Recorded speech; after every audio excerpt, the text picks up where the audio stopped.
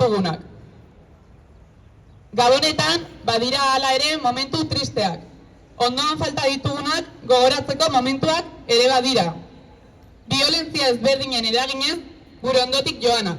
Edo espetxean lau horren artean, edo erbestean daudenaz gogoratzeko egunak.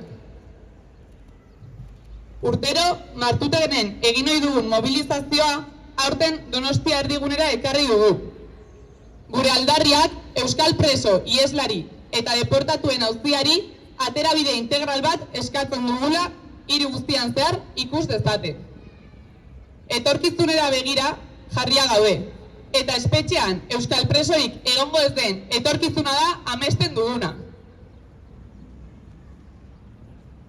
Etak bere jarduera amaitutat eman zuela 13 urtetara, oraindik ere 133 euskal preso daude espetxean. 19 euskal herritar, inguru, ieslari eta deportatuen artean. 13 urte ondoren, salbuespen legeek indarrean jarraitzen dute.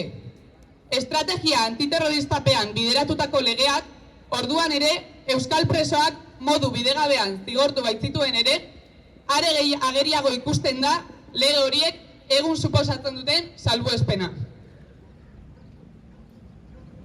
Horregatik, eragile sozial eta politikoen, sindikatuen, alderdien eta gizartearen ardura da oro har, etorkizunera begira jarri eta salbuespenekin amaitzea.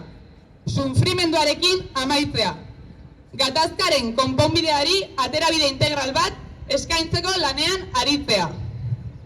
Hori guztiagatik elkartuko gara urtarrilaren 11an Bilbon, Lakasillatik hasiko dugun manifestazioan. Aterabide integral bat eskatzeko. Euskal preso, ieslari eta deportatuek etxerako bidea urratu dezaten. Biolentzia ezberdinen biktimek egia jakin dezaten. Aitortuak izan daitezen. Finean, Euskal Herriak horrenbeste behar eta merezi duen etorkizunari, elkarbizitzari begira jarri gaitezen. Behin betiko bakea, konponbidea, elkarbizitza. Euskal preso, ieslari eta deportatuak etxera.